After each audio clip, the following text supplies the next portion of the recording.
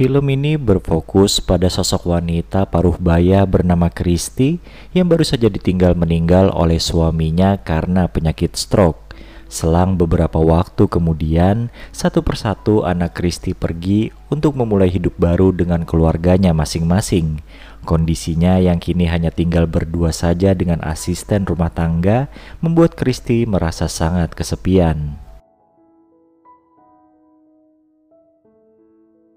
Sementara itu di tempat lain, atau lebih tepatnya di sebuah diskotik, seorang DJ terkenal bernama Jesse sedang sibuk menghibur pengunjung lewat musik yang dimainkannya.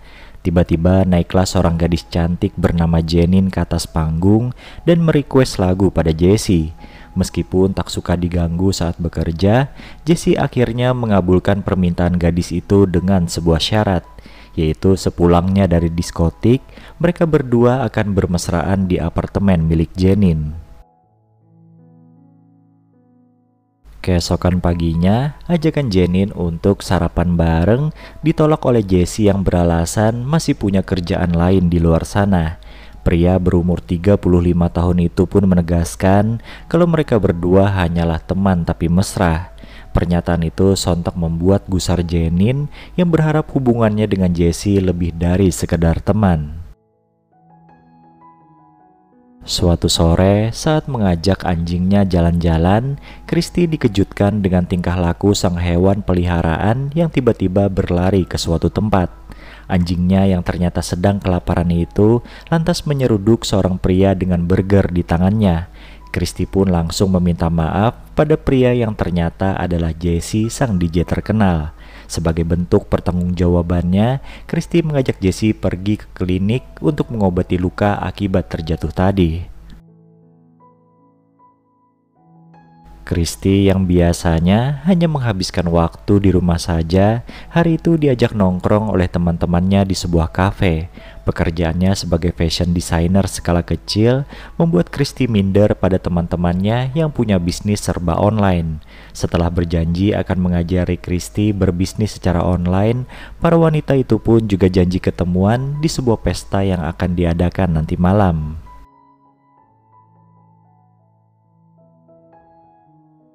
Meskipun dirinya teramat asing dengan hingar-bingar diskotik, Christy berusaha menikmati pesta bersama teman-temannya. Tanpa disangka, acara tersebut juga menampilkan performance dari DJ kenamaan siapa lagi kalau bukan Jesse. Setelah menyelesaikan pertunjukannya, Jesse kemudian menghampiri rombongan Christy dan menyapa Angie yang ternyata dikenalnya. Mereka bertiga pun akhirnya terlibat obrolan singkat membahas bagaimana Christy dan Jesse bisa saling mengenal. Beberapa saat kemudian, Angie melambaikan tangan ke arah seorang gadis kenalannya yang ternyata adalah Jenin.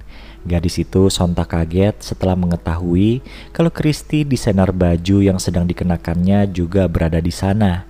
Tanpa ragu, Jenin si influencer langsung mengajak Christy untuk selfie bersama dan memposting foto tersebut di medsosnya. Dengan langkah sempoyongan, Christy dan teman-temannya berpisah di parkiran diskotik lalu pulang ke rumah masing-masing.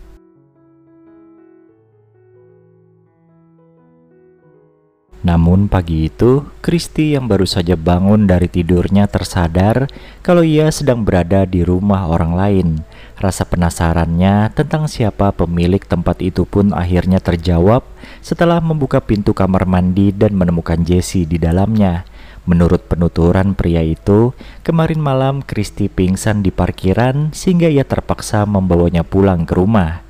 Bukannya berterima kasih, Christy malah memarahi Jesse dan menudingnya sebagai pria hidung belang.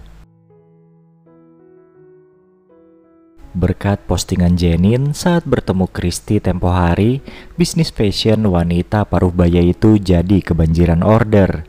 Dengan ditemani oleh Angie, Christy mendatangi agensi tempat Jenin bekerja untuk mengucapkan terima kasih. Sifat Jenin yang rendah hati membuat mereka jadi cepat akrab. Bahkan gadis itu berjanji akan membantu Christy apabila nanti akan mengadakan fashion show. Saat mengadakan rapat bersama agensinya, Jesse tersulut emosi karena jadwal manggungnya digeser oleh DJ yang lebih muda. Petinggi agensi itu pun berdalih kalau mereka hanya menyesuaikan dengan selera pasar. Jenin yang terlihat sangat peduli pada Jesse kemudian menasehati pria itu agar beralih haluan ke bisnis keluarga saja. Namun usulan tersebut malah membuat Jesse naik pitam dan meminta Jenin untuk berhenti membahas keluarganya lagi.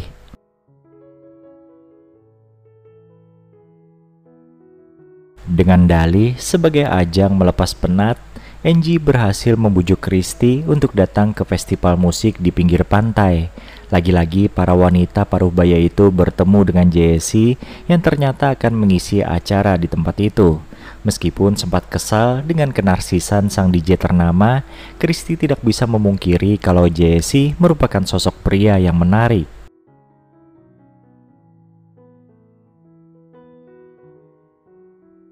Tatapan mesra antara Jesse dan Christy ternyata tertangkap basah oleh Jenin yang nampaknya selalu hadir apabila ada keramaian. Sudah barang tentu Jenin bisa menafsirkan bahwa kedua orang itu saling tertarik satu sama lain. Sementara itu dari mulut Christy tercetus sebuah keputusan untuk menjadikan Jesse sebagai pengisi acara di fashion show-nya nanti. Kabar tersebut sontak membuat Jesse kegirangan, lalu mengajak Christy untuk mampir ke kamarnya.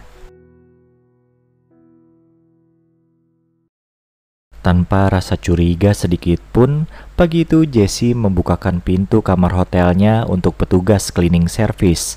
Namun di balik pintu, ternyata ada Jenin yang memasang wajah cemberut sembari nyelonong masuk ke kamar Jesse.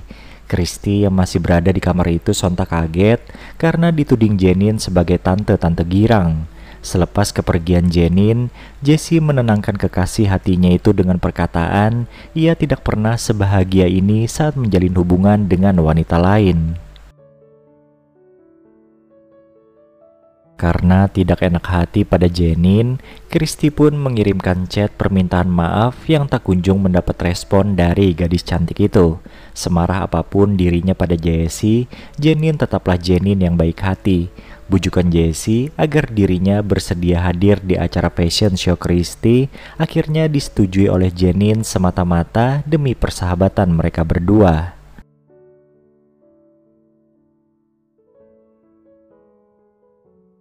Dengan menampilkan kombinasi sempurna antara musik energik dari Jesse dan popularitas Jenin, fashion show Christy berlangsung sukses luar biasa. Publik pun kini mengakui wanita itu sebagai seorang desainer berbakat. Acara tersebut juga dimanfaatkan betul oleh Jesse untuk memproklamirkan hubungan cintanya dengan Christy di depan halayak ramai. Jenin yang melihat langsung peristiwa itu hanya bisa tertegun sambil berkata ia baik-baik saja. Saat karir kekasihnya semakin cemerlang, Jesse masih berkutat dengan persaingan memperebutkan jadwal manggung di antara DJ-DJ muda. Jesse merasa kalau agensi tempat ia bekerja ingin menyingkirkannya dari bisnis hiburan malam itu. Sebagai teman curhat yang baik, Jenin pun menyarankan agar Jesse memulai bisnis baru sebagai antisipasi apabila nanti berhenti kerja di diskotik. Atas saran dari Jenin tadi, Jesse mendapatkan ide untuk membeli sebuah diskotik yang kabarnya berstatus dijual. Sudah barang tentu, apabila nanti jadi pemilik diskotik, ia bisa bebas mengatur jadwal manggungnya sesuka hati. Tapi rencana itu nampaknya sulit untuk diwujudkan karena banyak kenalan Jesse yang menolak untuk berinvestasi. Pertolongan akhirnya didapatkan Jesse dari sosok Jenin yang berjanji akan membujuk orang tuanya untuk mau berinvestasi pada bisnis tersebut. Pada Christy yang kini sangat sibuk dengan pekerjaannya, Jesse mengabarkan bahwa ia telah membeli sebuah diskotik dengan bantuan investasi dari Jenin. Meskipun dirinya cemas apabila sang kekasih kembali berurusan dengan gadis itu, Christy hanya menyimpannya di dalam hati dan berusaha mendukung Jesse semaksimal mungkin.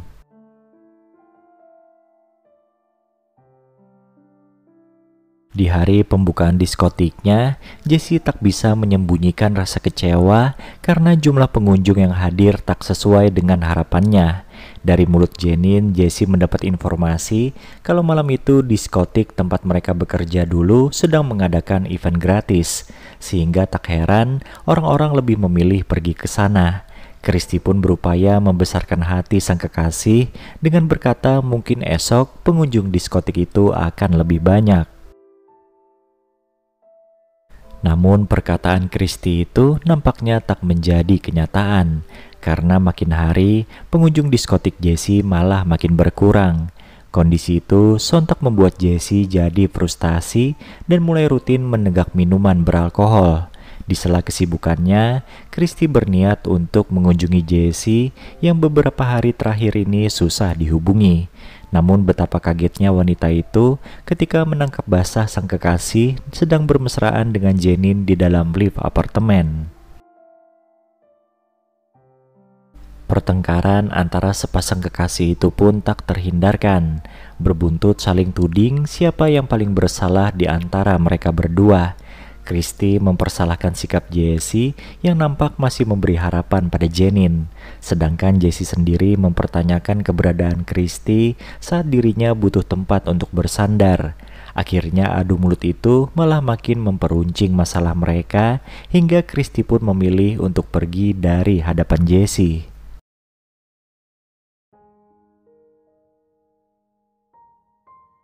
Keesokan harinya, Jenin langsung mendatangi rumah Kristi untuk meluruskan kesalahpahaman yang terjadi kemarin malam.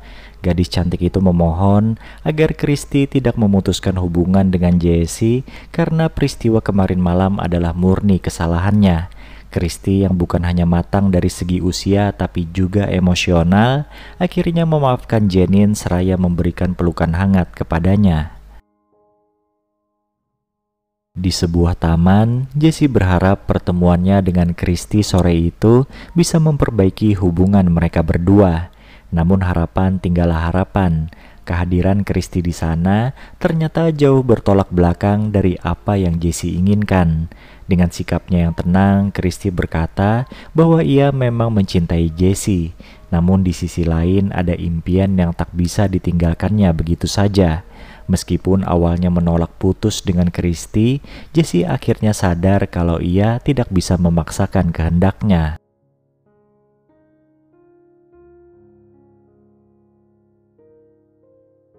Beberapa bulan kemudian, secara kebetulan Kristi dan Jesse bertemu di bandara saat keduanya ingin berangkat menuju tempat tujuan masing-masing. Kristi akan menghadiri fashion show di London, sedangkan Jesse terbang ke New York untuk melakukan perjalanan bisnis. Dengan seulas senyum di wajah mereka berdua saling bertanya kabar dan memuji kemajuan karir lawan bicaranya. Percakapan itu akhirnya harus ditutup karena kedatangan pacar baru Jesse yang mengajak check-in tiket pesawat. Sadar kalau sang mantan kekasih sudah bisa move on darinya, Kristi lantas menyunggingkan senyum tanda turut berbahagia. Di bandara itu, Kristi juga mendapat kenalan baru, yaitu seorang pria yang tak sengaja bertabrakan koper dengannya. Karena kebetulan sama-sama akan berangkat ke London, pria dengan senyum ramah itu meminta Kristi untuk jadi teman ngobrolnya selama perjalanan. Dan film ini pun selesai. Meskipun agak melenceng dari tema film tadi, izinkan saya menyampaikan quotes yang indah ini. Senja itu setia. Dia tidak perlu berjanji untuk kembali, dia hanya butuh waktu untuk menepati. Karena dia tahu meninggalkan bukan berarti mengusaikan segala harapan, tapi meninggalkan hanya untuk menguji sebuah kesetiaan. Demikian alur cerita film Love Me Tomorrow 2016. Semoga terhibur dan bahagia selalu. Reza pamit, see ya!